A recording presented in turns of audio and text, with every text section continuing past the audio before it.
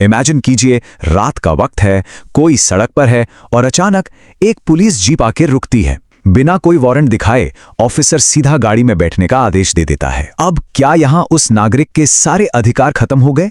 क्या स्टेट या पुलिस पूरी तरह से हावी हो गई है? बिल्कुल नहीं। यहीं पर हमारा संविधान एक अल्टीमेट बॉडीगार्ड बनकर एंट्री लेता है ताकि पुलिस या ताकत के सामने कोई भी असहाय महसूस ना करे। सभी लॉ एस्पिरेंट्स का इस स्पेशल रैपिड फायर ब्रीफिंग में बहुत बहुत स्वागत है। आज हमारा सीधा टारगेट है संविधान का वो हिस्सा जो एग्जाम्स में सबसे ज्यादा स्कोरिंग होता है, यानी आर्टिकल 22। प्रतियोगी परीक्षाओं में यहां से सवाल तो आते ही हैं, इसलिए चलिए इस कॉन्स्टिट्यूशनल सर्वाइवल मैनुअल को आज डिकोड करते हैं। हम इसे बिल्कुल क्रिस्प और टू द पॉइंट रखेंगे ताकि कॉन्सेप्ट्स एकदम क्लियर हो जाएं और एग्जाम का कोई भी सवाल छूटे नहीं। तो शुरू करें। चलिए सीधे एक रियल लाइफ सिनेरियो में चलते हैं। इमेजिन कीजिए, रात का वक्त है, कोई सड़क पर है और अचानक एक पुलिस जीप आके रुकती है। बिना कोई वारंट दिखाए ऑफिसर सीधा गाड़ी में बैठने का आदेश दे देता है। अब क्या यहां उस नागरिक के सारे अधिकार खत्म हो गए? क्या स्टेट या पुलिस पूरी तरह से हावी हो गई है? बिल्कुल नहीं। यहीं पर हमारा संविधान एक अल्टीमेट बॉडीगार्ड बनकर एंट्री लेता है ताकि पुलिस या ताकत के सामने कोई भी असहाय महसूस ना करे। आगे बढ़ने से पहले एक बहुत ही बेसिक लेकिन क्रूशियल डिफरेंस क्लियर कर लेते हैं, जहां से अक्सर थ्योरी वाले सवाल बन जाते हैं। देखिए, एक तरफ होती हैं हमारी ड्यूटीज यानी कर्तव्य, जैसे पर्यावरण की सफाई करना, ये वॉलंटरी हैं, हमें करनी चाहिए। और दूसरी तरफ है मौलिक अधिकार, जैसे हमारा आर्टिकल 22। ये बिल्कुल नेचुरल या नैसर्गिक हैं और सबसे बड़ी बात, ये जस्टिसेबल हैं। इसका सीधा सा मतलब ये है कि अगर ये अधिकार छीने जाएं तो सीधे अदालत का दरवाजा खटखटाया जा सकता है। ये सरकार को दिया गया कोई सुझाव नहीं है, बल्कि एक सख्त कानूनी बाध्यता है। तो आर्टिकल 22 कोई नॉर्मल सा कानून नहीं है। सच कहूं तो ये स्टेट की मनमानी शक्तियों के खिलाफ एक 3 लेयर्ड कॉन्स्टिट्यूशनल शील्ड है, यानी 3 परतों वाली एक मजबूत ढाल। एग्जाम्स में चाहे प्रीलिम्स हो या मेंस, घुमा फिराकर इन्हीं 3 परतों से सवाल पूछे जाते हैं। आइए एक एक करके इन तीनों लीगल हथियारों को समझते हैं और देखते हैं कि प्रैक्टिकली ये ग्राउंड पर कैसे काम करते हैं। इस ढाल की सबसे पहली लेयर है गिरफ्तारी का कारण जानने का अधिकार। पुलिस कानूनी रूप से बाध्य है, लिटरली बाध्य है कि वो बताए कि किसी को क्यों पकड़ा जा रहा है। बिना कारण बताए किसी को हिरासत में रखा ही नहीं जा सकता। कानूनी रूप से देखा जाए तो जानकारी ही सबसे पहला डिफेंस है। भाई, जब तक अपराध क्या है यही नहीं पता होगा तो जमानत या बचाव की तैयारी कैसे होगी?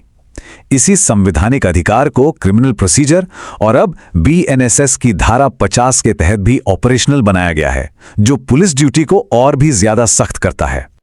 अब आती है दूसरी लेयर, जो नागरिक को एक बेहद पावरफुल कानूनी आवाज देती है, अपनी पसंद के वकील से परामर्श करने का अधिकार। क्रिमिनल लॉ का सिस्टम ना एक भूल भुलैया की तरह है, जिसमें कोई भी आम इंसान आसानी से खो सकता है, और पुलिस स्टेशन का माहौल वो तो किसी को भी डराने के लिए काफी है। इसीलिए संविधान गारंटी देता है कि हर गिरफ्तार व्यक्ति को एक लीगल प्रैक्टिशनर से सलाह लेने का पूरा अधिकार है, ताकि उसका पक्ष कोर्ट में प्रोफेशनली रखा जा सके। और अब आते हैं सबसे क्रिटिकल पॉइंट पर, जो लगभग हर एग्जामिनर का फेवरेट है, 24 घंटे का नियम। ये वो मैक्सिमम टाइम लिमिट है जहां तक पुलिस बिना मजिस्ट्रेट की परमिशन के किसी को अपनी कस्टडी में रख सकती है। लेकिन यहां एक बहुत बड़ा कैच है। इस 24 घंटे की उल्टी गिनती में गिरफ्तारी के जगह से कोर्ट तक पहुंचने का ट्रैवल टाइम शामिल नहीं होता। मतलब अगर कोर्ट दूर है और रास्ते में 5 घंटे लग गए तो वो 5 घंटे इस 24 घंटे की लिमिट से एकदम बाहर माने जाएंगे। तो यहां हमारा एक और रैपिड फायर सवाल खड़ा होता है, जो मेंस के पर्सपेक्टिव से बहुत इंपॉर्टेंट है। आखिर कानून इतनी सख्ती से ये डिमांड क्यों करता है कि 24 घंटे के भीतर सीधे मजिस्ट्रेट के सामने ही पेशी हो? उस इंसान को पुलिस लॉकअप में ही क्यों नहीं छोड़ दिया जाता? इसके पीछे हमारी न्याय प्रणाली का सबसे गहरा सिद्धांत छिपा है। इसका सिंपल सा जवाब है चेक एंड बैलेंस।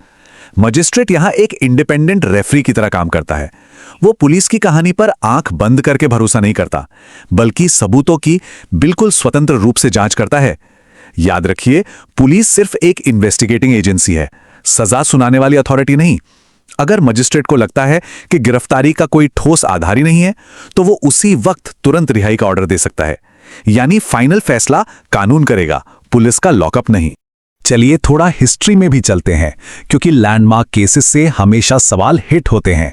1215 के पुराने मैग्ना कार्टा से लेकर 1950 में डॉक्टर अंबेडकर द्वारा बनाए गए हमारे संविधान तक अधिकारों का एवोल्यूशन गजब का रहा है। और फिर आता है गेम चेंजर 1973 का केशवानंद भारती केस। इसका साइटेशन बिल्कुल रट लीजिएगा, AIR 1973 SC 1461। इसी केस ने इन अधिकारों को बेसिक स्ट्रक्चर यानी मूल ढांचे का हिस्सा बना दिया, जिसे संसद भी अपने अमेंडमेंट से नहीं छीन सकती। लेकिन हर रूल का एक एक्सेप्शन भी होता है, राइट?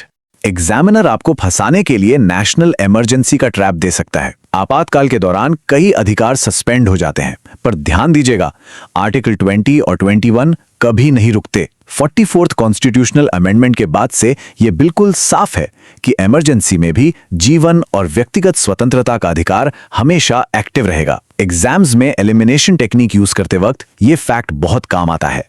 एक और बहुत बड़ा अपवाद है प्रिवेंटिव डिटेंशन यानी निवारक निरोध।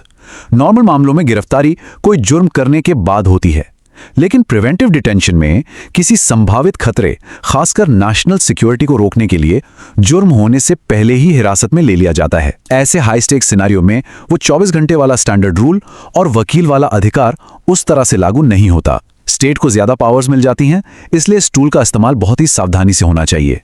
अच्छा, आगे बढ़ने से पहले फटाफट एक क्विक रिकैप कर लेते हैं। ये रही हमारी एग्जाम चेकलिस्ट। पहला, गिरफ्तारी का कारण जानने का अधिकार।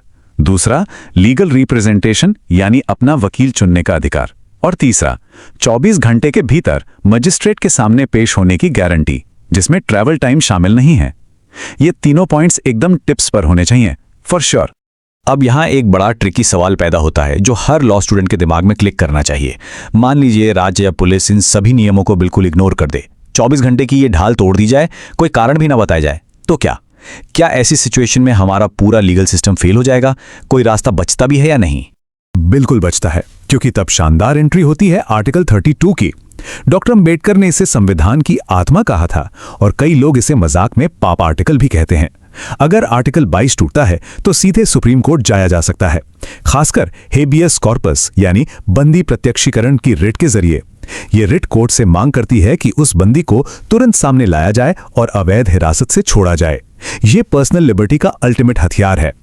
इस रैपिड फायर ब्रीफिंग को खत्म करते हुए एक बहुत ही सोचने वाला सवाल, अगर किसी लॉ स्टूडेंट को सिर्फ एक दिन के लिए मैजिस्ट्रेट की कुर्सी दे दी जाए तो वो इस क्रिमिनल जस्टिस सिस्टम में सबसे पहला बदलाव क्या करेगा? क्या वो पुलिस की जवाबदेही बढ़ाएगा या रूल्स को और सख्त करेगा? सोचिएगा जरूर, और हमेशा याद रखिए, संविधान की ये ढाल सिर्फ उन्हीं की रक्षा करती है जो इसे गहराई से समझते हैं। अपने लीगल कॉन्सेप्ट्स को ऐसे ही मजबूत करते रहिए। All the best.